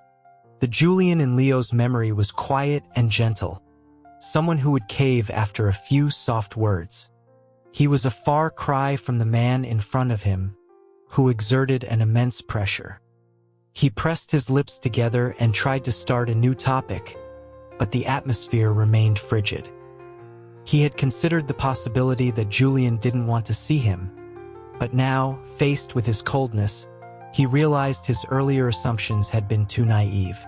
Leo forced a smile. "Aren't you hungry?" Julian hadn't touched anything on the table since he sat down. Leo put down his utensils and stood up apologetically. "I was so focused on eating, I didn't even notice. I won't waste any more of your time." He gestured for the waiter to bring the check. Julian didn't stop him. He watched him pay, then asked how he had gotten there. "I drove." "Where's your car?" Leo's heart felt empty, a cold knot in his stomach. The parking lot wasn't far. They took the elevator down together and parted at the entrance. Just as he was about to leave, Julian called his name and asked for his phone number. Leo was stunned for a moment, then scrambled to recite the numbers. Julian typed it into his phone. A few seconds later, Leo's phone buzzed, then went silent. "That's my number," Julian said. Oh, Leo nodded, pleasantly surprised. Julian put his phone back in his coat pocket and looked at him silently. Leo said uncertainly, "Goodbye." Julian replied, and turned to leave without a trace of reluctance. Leo sat on a stool in his studio, one hand gripping its edge, the other holding a paintbrush, hovering over a watercolor on the easel. He had adjusted his angle countless times but couldn't bring himself to make a single stroke. Finally, he threw the brush down in frustration and walked out of the studio. He stretched languidly in the sunlight streaming through the massive floor-to-ceiling windows. It was late spring, and though the weather was warmer, the breeze still carried a chill. Leo was wearing only a loose white t-shirt, his bare feet on the New Zealand wool rug by the window. He wore a wristband with an abstract painting on it, his fingers and sleeves stained with paint. As he stretched, the hem of his shirt rode up, exposing a strip of pale skin. He then sat cross-legged on the rug, picked up an art book, and flipped through it aimlessly. Every few minutes, he would look up at his phone, which lay on a nearby table. Since their last meeting at the restaurant, they hadn't seen each other. In the nearly 1 month that followed, Julian never contacted him. It wasn't that Leo hadn't tried. He had thought Julian giving him his number was a sign of wanting to stay in touch. After spending days psyching himself up, he had called, only to have no one pick up. It wasn't until the next evening that Julian returned his call, his voice devoid of warmth as he asked if there was something he needed. The question made Leo stammer. He said it was nothing important and asked if Julian was busy. The answer was a simple yes. Leo suddenly felt like he had done something incredibly inappropriate. He felt as if he were back at that table, sitting across from a silent Julian. The awkwardness was unbearable. He said he wouldn't bother him then, and told him to get back to work. Julian said okay and hung up. Leo stood there holding his phone, a hot flush creeping up his face. He tried to console himself, thinking Julian might really be busy. He had done some online research and had asked around. He learned that Julian had won numerous prestigious awards and was a highly regarded young architect. Just as he had spent the last few years hustling for his new life, it was only natural for Julian to be busy. A week after the phone call, Chloe had some free time and invited Leo out for dinner. He asked if it would be just the two of them. Chloe said she had wanted to invite Julian, but he had said he would see, so she had sent him the time and place anyway. That day, Leo and Chloe met at a Cantonese restaurant. Julian never showed up. Chloe called him and asked if he was coming. All she heard was Julian saying he was busy before he hung up. Chloe was incredulous, saying she was doing this for his own good and he had hung up on her. Leo, though disappointed, tried to comfort her, saying he was probably very busy and they shouldn't bother him. Chloe scoffed, asking if he was too busy to even have a meal, saying he might as well just marry his work. Leo maintained his smile, but recalling Julian's extremely cold attitude toward him, he knew that if he really wanted to get in touch, a phone call wouldn't take that long. Busy was just a polite excuse. Julian simply didn't want to see him. Leo sprawled on the wool rug, thinking that this was probably it for him and Julian. Just like the unfinished painting on the easel, no matter how much he tried, he couldn't bridge the gap of 9 years. Adding another stroke would only ruin the whole thing. It was best to leave his relationship with Julian in his memory. Memories had a way of adding a beautiful filter to the past. Any further contact would only destroy it. A sour feeling rose in his chest. An image of the unfinished painting appeared in his mind. Julian, holding a book, his long fingers tracing the spine, his handsome features relaxed, looking quiet and gentle. Agitated, Leo got up. He remembered the exhibition Chris had mentioned. He changed his clothes, grabbed his car keys, and left. The exhibition was held in the city's largest convention center. Because it covered a wide range of designs, people from all walks of life were in attendance. Leo wandered from the photography section to the fashion section, spent about 10 minutes in the painting section, and then went next door to the architecture section. The architecture hall was divided into 2 parts: design drafts on the walls and concept models in glass display cases. Leo started from the entrance and looked at each exhibit carefully. He stopped in front of one architectural model. It was a 3-story Western-style villa, with castle-like turrets and long corridors connecting the entire complex. The entrance to the main building had a large canopy supported by 2 columns. Various interesting staircases wound around the entire structure. The blue roof tiles complemented the pebble-colored courtyard, creating a fresh and clean look. In front of the main building was a swimming pool, its edges framed in a swirling pattern of gold and silver. The dawn blue water like a canvas or a mirror, reflecting the sky and trees. Most importantly, there were many windows, especially on the 2nd floor of the main building, where a floor-to-ceiling window took up almost an entire wall. There seemed to be something inside. Leo leaned in for a closer look. There was an easel standing by the window. If love at first sight existed, Leo's reaction to this model was the perfect embodiment of the term. He had imagined living in a similar building, where he could freely enjoy the scenery and paint whatever inspired him. But that had always been a vague, abstract concept. He had never known exactly what he wanted. When he saw this model, his wildly beating heart told him this was it. It was incredible. How could someone in this world understand him better than he understood himself? I'm sorry, this model is only on display here. It's not for sale, the exhibition manager said with a professional smile. Leo looked at the model in the glass case. He wasn't surprised by the answer. Looking around the hall, most of the exhibits were designs for public facilities or imitations of world-famous buildings. Only a small fraction were residential designs. This model, titled The Promise, was the best among them. The intricate gold and silver patterns around the pool's edge showed that the architect had put a lot of effort into it. This was probably more than just a work to him or her. Even so, could you please help me contact the creator of this model? Leo asked insistently. The model was exhibited anonymously, so the manager was hesitant.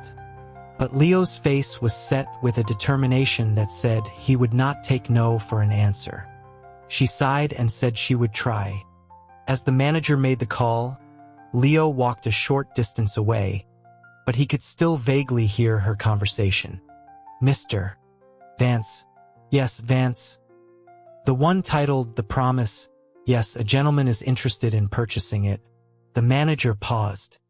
Yes, a gentleman. Leo looked over and met the manager's eyes. Her expression was one of surprise. Leo raised an eyebrow as if to ask what was wrong. The manager smiled and nodded, then ended the call and walked over. You're in luck. The creator of the model is nearby and can be here in about 10 minutes. You can talk to him then. Thank you. It's nothing, the manager said. To be honest, I'm surprised too. Many people have expressed interest in this model at every exhibition, but this is the first time Mr. Vance has agreed to meet. Leo held up a hand. Wait a minute, he said, blinking rapidly. Mr. Vance? Not Mr. Zhang? The manager was confused. What a coincidence, Leo thought. It's not like Julian is the only architect with that last name. He shook his head and said it was nothing. As it turned out, it was just that coincidental. 10 minutes later, Julian Vance walked into the architecture hall and headed toward where Leo and the manager were standing. Countless thoughts flashed through Leo's mind. Some he could grasp, others vanished before he could fully process them. The promise. Was it a promise to him? How could Julian know him so well?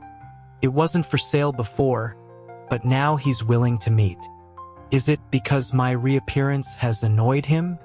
Julian seemed to have come from another event. His hair was styled, and a suit jacket was draped over his arm. Leo didn't know what expression was on his face. He could only stand there stiffly as he approached.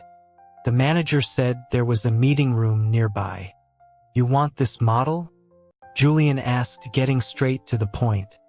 The manager, sensing the situation, discreetly excused herself. The moment he saw Julian, Leo was immediately reminded of the architectural models in his bedroom display case. They were a constant reminder of how tolerant the old Julian had been, and how selfish he himself had been. Leo had a sudden urge to flee. He couldn't meet Julian's gaze.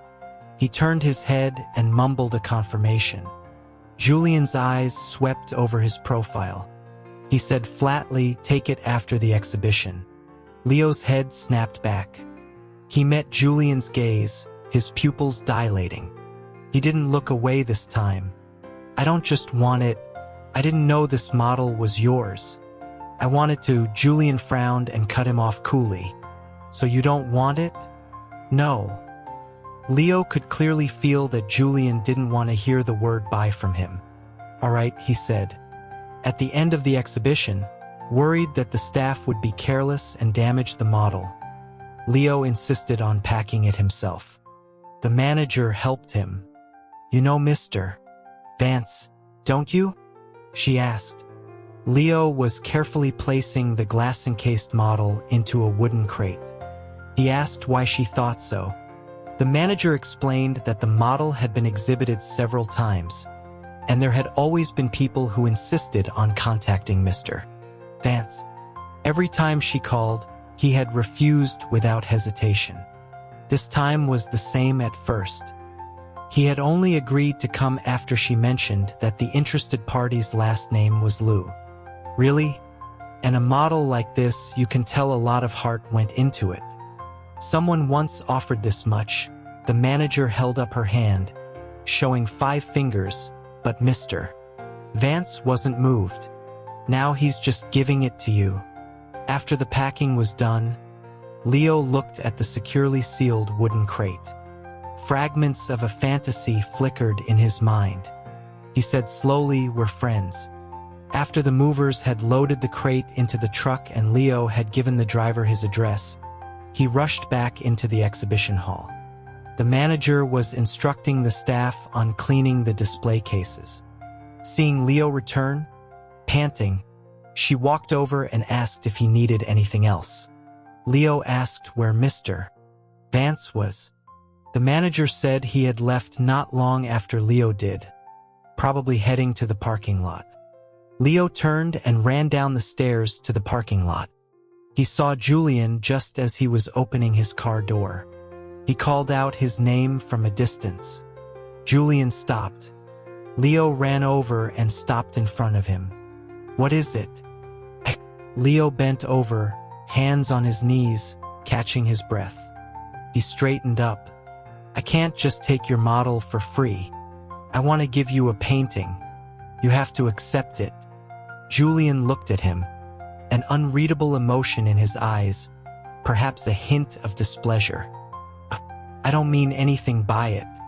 It's just that the model must have taken you a long time. It's not right for me to just take it. Can I choose?" "What?" "Oh, yes. When are you free? You can come over to my place and pick one." Now? Leo was surprised, but immediately said, yes, of course." At 2 in the morning, the lights in the studio were still on. The room, several hundred square feet, had paintings on all 4 walls. Those that didn't fit were leaning against the walls. The air was thick with the smell of oil and paint, but the person in the room was oblivious. The floor was littered with sheets of drawing paper.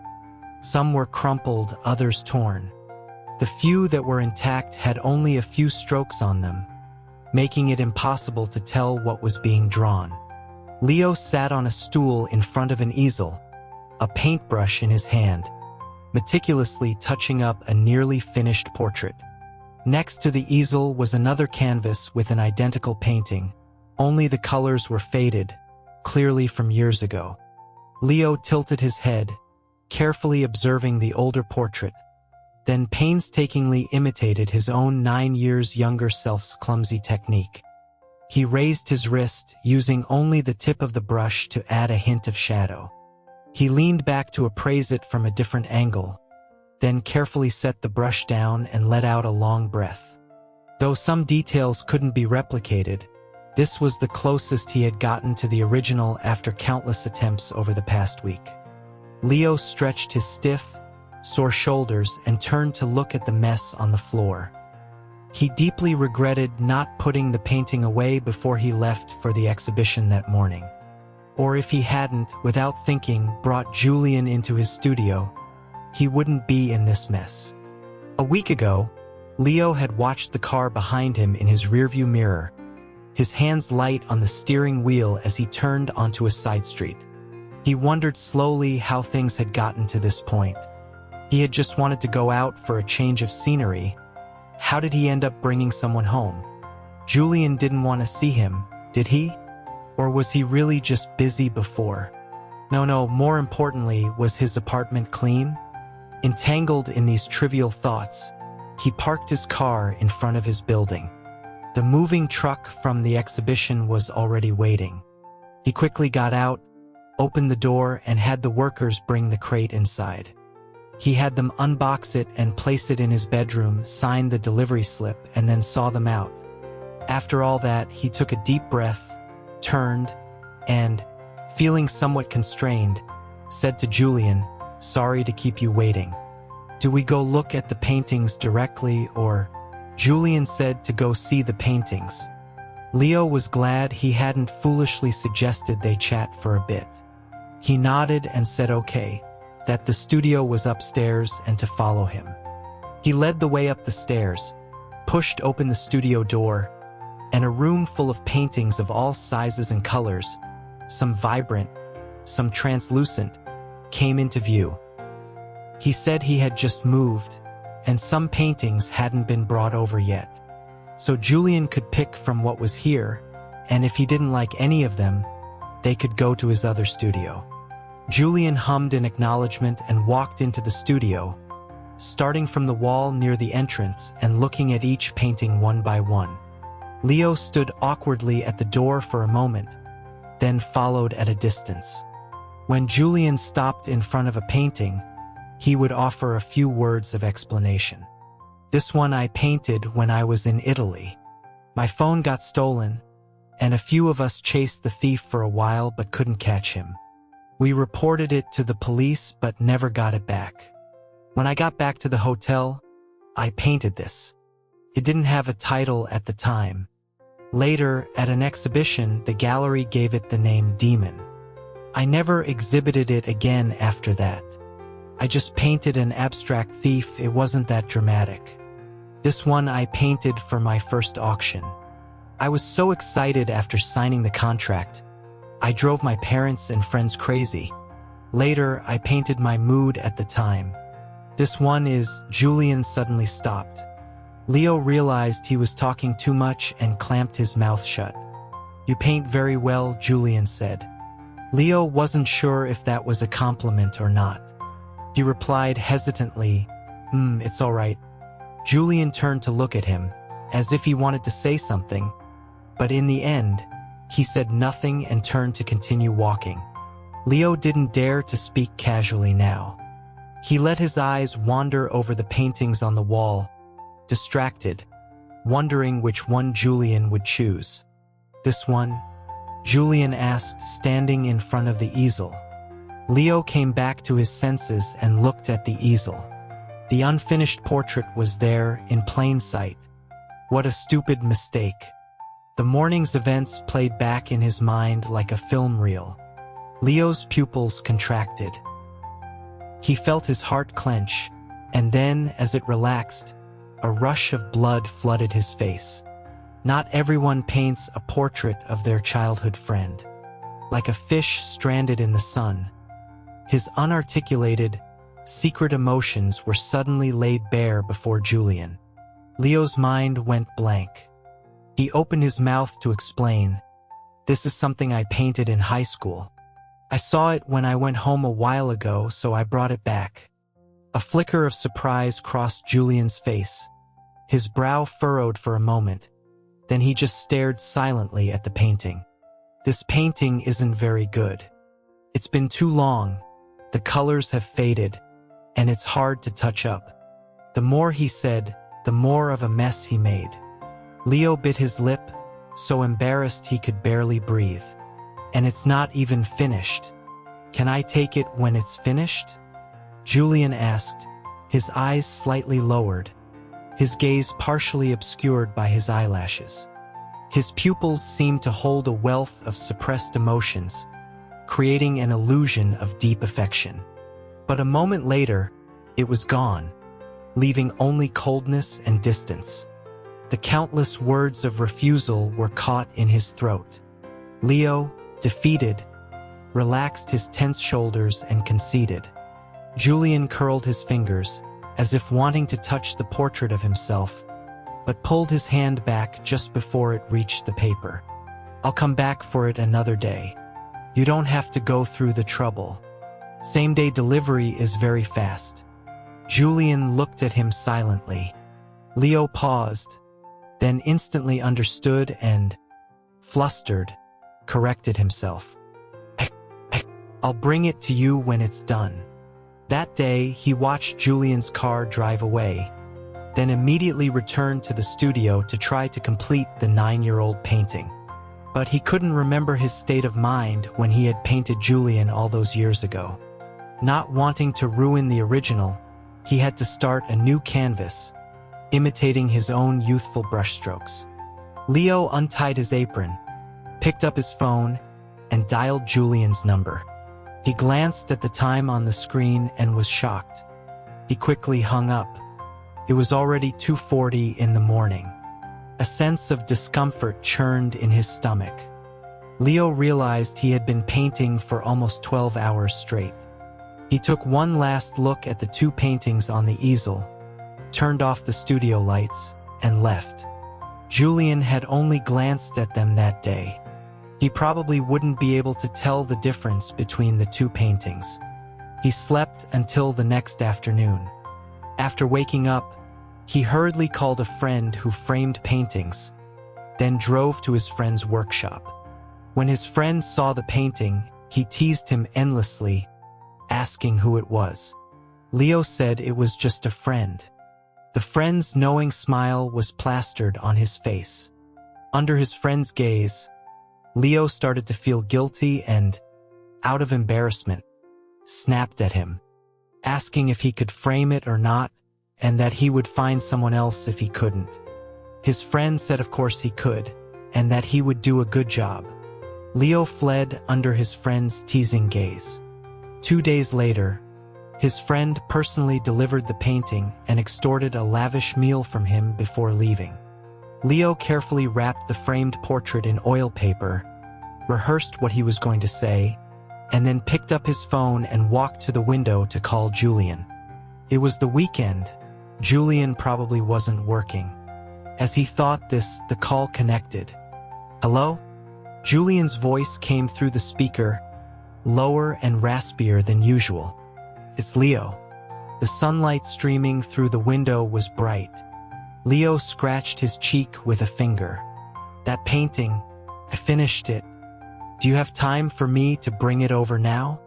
There was a moment of silence on the other end. Leo quickly added, "Am I bothering you? If you don't have time, I can bring it another day." "No, it's fine. Today is fine." A notification sound came from his phone. Leo opened the new text message, read the address on it, and memorized it.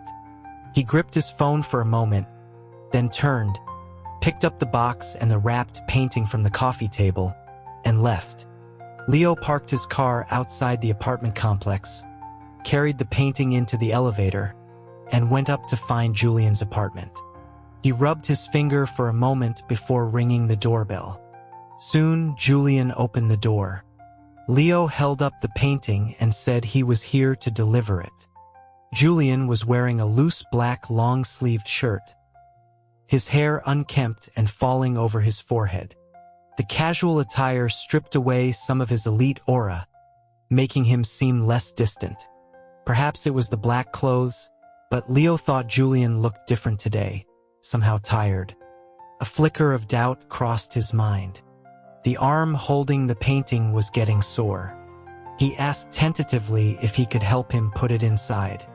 Julian's eyes lowered to the painting. Then he stepped aside and said to come in.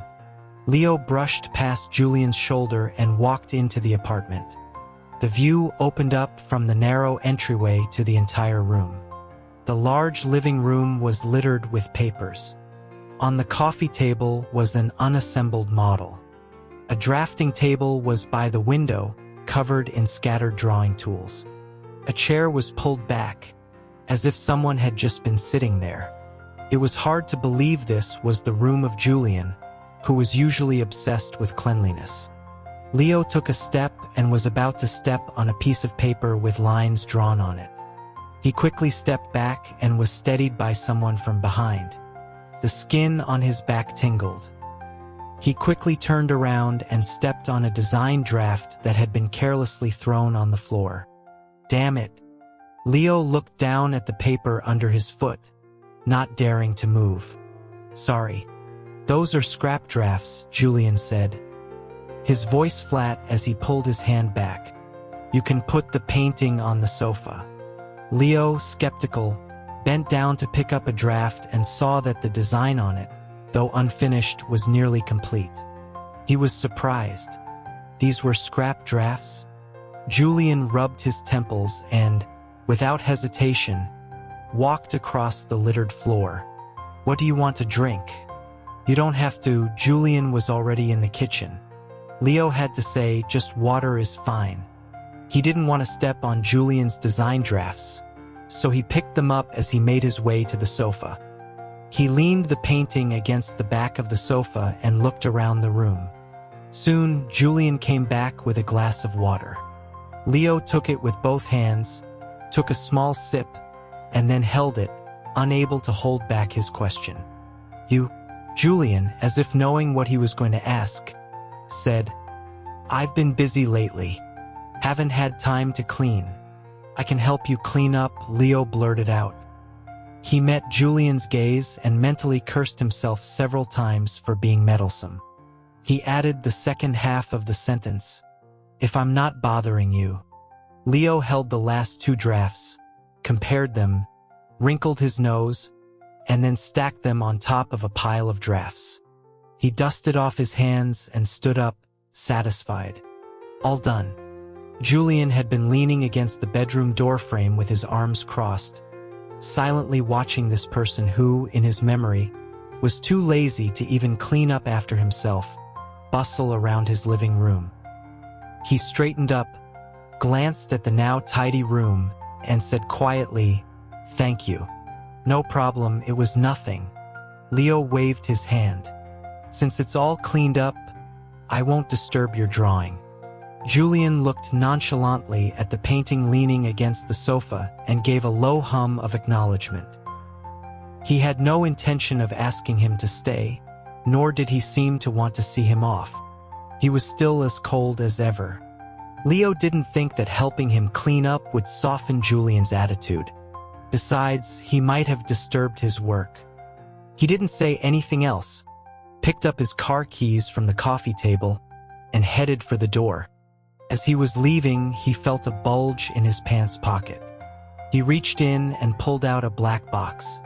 He slapped his forehead, turned back, and placed the box on the coffee table. "What's this?" Julian asked. Leo opened the box. "Cufflinks. I saw them by chance and thought they'd suit you, so I bought them." Julian glanced at the cufflinks in the box and nodded. "I'll treat you to dinner some other day." No, you don't have to.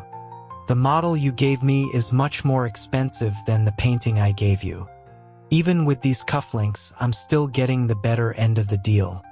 So, as he was speaking, Leo felt Julian's gaze on him. He faltered on the last few words. He seemed to have angered Julian, but he couldn't figure out why. "So you got the better end of the deal and now you want to leave?" Julian looked up, his gaze cold. After their reunion, Julian's attitude had been a mystery. The first time they met, he seemed to have no intention of talking to him, but then he left his contact information. The second time was the same. He had clearly put up a front of not wanting to see him again, but then he gave him a priceless model. Though Leo was unsettled by Julian's unpredictable behavior, he knew he was in the wrong and could only cautiously accept it. The person who cares more always has to put in more effort to maintain the relationship. Before, that person had been Julian. Now it was him. So this was how Julian had felt all those times he had so easily said goodbye. The Julian he knew from the past was no longer applicable to the man in front of him, but that didn't stop him from seeing the anger in his eyes. He felt both guilty and helpless, not knowing where to put his hands. He clenched his fists and forced a smile, trying to ease the tension. "No, that's not what I meant. I'll make up for the rest." "And then?" Julian pressed. "And then, we don't have to see each other anymore? Is that it?" His cool voice paused. "You just waltz into someone's life, get tired of it, and then leave. How long will your interest last this time, Leo?" Leo stood there, stunned. It felt as if something had exploded in his chest. A mushroom cloud of guilt, shame, and a double dose of sour regret expanding to fill his head. Julian was right. They had become friends entirely because of a whim he had one morning. Even their first meeting had been carefully orchestrated by him. Then, under Julian's patient tolerance, he had shed his well-behaved facade, made his own judgments, grown distant, and then left. From beginning to end, Julian had been like an unimportant supporting actor on a stage, appearing when the main character needed him, and exiting when he was tired, without a single line or a monologue to defend himself. A carefully planned opening born of a whim, a mentally exhausting process, and a disheartening ending. Wasn't this just a repeat of what had happened over a decade ago? Julian had no reason to tolerate someone who had already destroyed his world once from re-entering it. Leo realized he had messed up again. Julian had already moved on, but he had insisted on dragging him back into their exhausting past relationship. He admitted his unchanged selfishness, willfulness, stubbornness, and arrogance. But this time it was different. His chest heaved, the thin muscles in his arms tensing as he clenched his fists. Leo's skin was pale, making his flushed ears even more conspicuous. He struggled to overcome the wall of shame that had so often held him back. With the courage of a final gamble, he looked up. "I'm sorry. What happened in the past has already happened. I can't change it, I can only apologize. But I can." Julian suddenly raised a hand to his forehead, swayed, and braced himself on the sofa. Leo forgot his confession and rushed forward to support him. "Julian, what's wrong? Where does it hurt?" "It's nothing." His hot breath fanned across Leo's arm. He pressed the back of his hand to Julian's forehead to check his temperature. His expression changed. "You have a fever. I'm taking you to the hospital." Julian had only been dizzy for a moment. He quickly steadied himself and pushed Leo away. "I'm fine." "How can you be fine? Do you know how hot your forehead is? When did this start? Have you taken your temperature? Have you taken any medicine? You should go." Considering Julian might be uncooperative because of him, Leo said, "I can go. But I'll call Chloe to come and watch you." Julian frowned and looked at Leo. "She's just a regular friend." Strangely, Leo felt as if Julian wasn't just talking about the present, but also explaining the one thing he had wondered about for years. The one thing he could never be sure of, the conflict that had been a wedge between them. A conflict that sounded so small and ridiculous now. Leo was once again forced to confront his own past oversensitivity, stubbornness, and unreasonable possessiveness. It sounded like a cruel irony. He avoided Julian's gaze and, taking a firm hold of him, said, "Then it'll have to be me." He helped Julian into the bedroom, then went to find a thermometer, fever reducer, and an ice pack. He took his temperature, then soaked a towel, wrung it out, wrapped the ice pack in it, and placed it on Julian's forehead. He then followed the instructions on the medicine bottle, took out a pill, and went to the kitchen to get a glass of water. "Take this and get some sleep. If the fever doesn't go down, we're going to the hospital." Leo handed the glass of water to him. Julian looked up at him, from his pale face to the wrist holding the glass. He reached out from under the covers. Leo pushed the glass closer, but the long, elegant fingers didn't take the glass. Instead, they closed around his wrist with an undeniable force. The water in the glass sloshed onto the duvet, instantly absorbed by the cotton. "What are you doing?" His hand went slack, and the glass fell onto the bed with a soft thud.